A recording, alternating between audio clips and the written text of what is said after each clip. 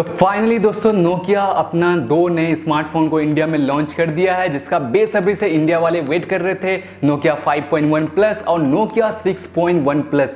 Nokia 5.1 plus जो है आपको सितंबर से मिलना शुरू हो जाएगा। अभी उसकी प्राइस नहीं बताई गई है। और जो नोकिया 6.1 प्लस है इसकी प्राइस है 15,999 रुपये और इसको जो है आप 30 अगस्त से खरीद सकते हैं। तो ये काफ़ी अच्छी बात है। अगर मैं प्राइस को लेके बात करूँ नोकिया 6.1 प्लस की, तो नोकिया ने यहाँ पे कमाल ही कर दिया है। और हम उम्मीद नहीं कर रहे थे कि इतने कम प्राइस में नोकिया 6.1 प्लस लॉन्च होगा, लेकिन नोकिया ने तो यहाँ पे कमाल कर दिया है। 15,999 रुपये में लॉन्च करके ये बहुत सारे फ़ोन को कड़ी टक्कर दिया है और बहुत ज़्यादा वैल्यू फॉर मनी भी है अगर आप नोकिया ब्रांड को देखें, क्योंकि इसी प्राइस में आपको Redmi Note 5 Pro मिलता है, Asus Zenfone Max Pro M1 मिलता है और लगभग इसी प्राइस में आपको MI A2 भी देखने को मिल जाता है। तो ऐसे में ये फ़ोन जो है काफ़ी कड़ी टक्कर देने वाला है इन तीनों फ़ोन को। और अगर आप इन सभी फ़ोन का स्पेसिफिकेशन देखें, इससे कंपेयर करें, तो कहीं ना कहीं आपको लगेगा कि नोकिया 6.1 प्लस कहीं भी पीछे नहीं है इनसे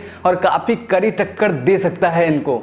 बात करते हैं दोस्तों इस फोन के स्पेक के बारे में। तो ये फोन जो है 5.84 इंच की डिस्प्ले के साथ लॉन्च हुआ है। ये एक फुल HD प्लस डिस्प्ले है जहां पे आपको 19:9 का एस्पेक्ट रेशियो देखने को मिल जाता है और ये आता है कॉर्निंग गोरिल्ला ग्लास 3 के प्रोटेक्शन के साथ ही ये जो है फोन नॉच डिस्प्ले के साथ आता है। तो आजकल का जो ट्रेंड है नॉच का, वो भी इस फोन में आपको देखने को मिल जाता है। वहीं अगर इसके बिल्ड क्वालिटी के बारे में दोस्तों बात करें तो ये फोन जो है आपको ग्लास बैक बॉडी के साथ मिलता है, जिसमें आपको मेटल का फ्रेम दिया गया है। तो ओवरऑल अगर हम डिज़ाइन और डिस्प्ले की बात करें तो ये फ़ोन जो है काफ़ी अच्छा है डिज़ाइन और डिस्प्ले के मामले में। आगे अगर दोस्तों बात करते हैं इसके प्रोसेसर को लेके, तो यहाँ पे आपको मिलने वाला है स्नैपड्रैगन का 636 का ऑक्टा कोर प्रोसेसर। तो परफॉर्मेंस के मामले में भी ये फोन जो है दोस्तों काफी अच्छी परफॉर्मेंस आपको देगा। और अगर हम बात करें कैमरास की, तो यहाँ पे आपको मिलने वाला है 16+5 मेगापिक्सल का डुअल रियर कैमरा। जो सेल्फी कैमरा दिया गया है वो भी है 16 मेगापिक्सल का। तो कैमरा जो है नोकिया का हमेशा अच्छा होता है, इस फोन में भी आपको काफी अच्छा कैमरा देखने को मिल जाएगा। आगे अगर दोस्तों हम बात करते हैं इसके बैटरी को लेके, तो यहाँ पे आपको मिल जाती है 3060 mAh की बैटरी। साथ में मिल जाता है आपको फास्ट चार्जिंग का सपोर्ट। हाँ, बैटरी यहाँ पे थोड़ी सी कम है, लेकिन फास्ट चार्जिंग का सपोर्ट इसमें आपको देखने को मिल जाता है। तो आपकी बैटरी जो है 30 मिनट में 50% तक चार्ज हो जाएगी।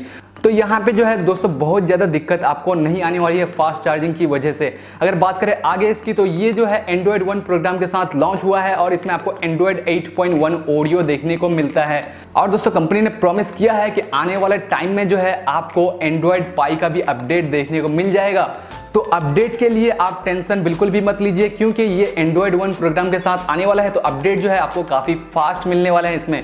और अगर बाकी अदर चीज़ों की बात करें तो इसमें आपको फिंगरप्रिंट सेंसर, फेस अनलॉक का फीचर, डुअल 4G वोल्टी और बाकी अदर जो सेंसर है वो भी आपको देखने को मिल जाएंगे। साथ ही 3.5 mm ऑडियो जैक, उसके बाद USB Type-C पोर्ट जो है ये भी इस फोन में आपको देखने को मिल जाएगा। तो अगर हम प्राइस को ध्यान दें दोस्तों 15,999 रुपये और नोकिया की ब्रांड को ध्यान दें, तो नोकिया ने यहाँ सच में कमाल कर दिया। ऐसे प्राइस में मैं तो बिल्कुल भी उम्मीद नहीं कर रहा था कि ये फ़ोन लॉन्च होगा। मुझे जहाँ तक उम्मीद थी कि ये फ़ोन जो है इसकी प्राइस 18,000 से 20,000 के बीच हो सकती है, लेकिन नोकिया ने यहाँ पे सबको सरप्राइज कर दिया है। और अगर आप कोई अच्छा फ़ोन देख रहे हैं 20,000 के नीचे, तो आप जो है इस फ़ोन को ज़रूर से ट्राई कर सकते हैं, क्योंकि इसमें आपको नॉच वाली डिस्प्ले मिलती है, फास्ट चार्जिंग, बैटरी कम मिलती है लेकिन फास्ट चार्जिंग का सपोर्ट देखने को मिल जाता है, नोकिया की ब्रांड मिलती है, उसके बाद कैमरास भी यहाँ पे काफ़ी अच्छे दिए गए हैं और अपडेट इसमें आपको फास्ट मिलेंगे, क्योंकि ये Android 1 प्रोग्राम के साथ आने वाला है। तो ओवरऑल अगर देखा जाए तो नोकिया ने बहुत ही अच्छा काम किया है।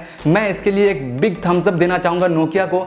और ये फ़ोन जो है मैं आपको रिकमेंड कर सकता हूँ, जरूर से आप इस फ़ोन को ट्राई कर सकते हैं। और मुझे लगता है दोस्तों कि ये फ़ोन MI A2, उसके बाद जो है Redmi Note 5 Pro और Asus Zenfone Max Pro M1 की जगह काफ़ी अच्छा ऑप्शन हो सकता है अगर आपको नोकिया की ब्रांड पसंद है। आई होप कि आपको वीडियो पसंद आई होगी। अगर आपको वीडियो अच्छी लगे तो इस वीडियो को लाइक और शेयर जरूर करें अपने दोस्तों के साथ और हमें कमेंट में जरूर बताएं आपको ये फ़ोन कैसा लगा, इसकी प्राइस कैसी लगी, क्या आप उम्मीद कर रहे थे कि इतने कम प्राइस में ये फ़ोन लॉन्च होगा। तो बस आज की वीडियो में इतना ही। मैं मिलता हूँ आपसे अगली किसी वीडियो में, तब तक के लिए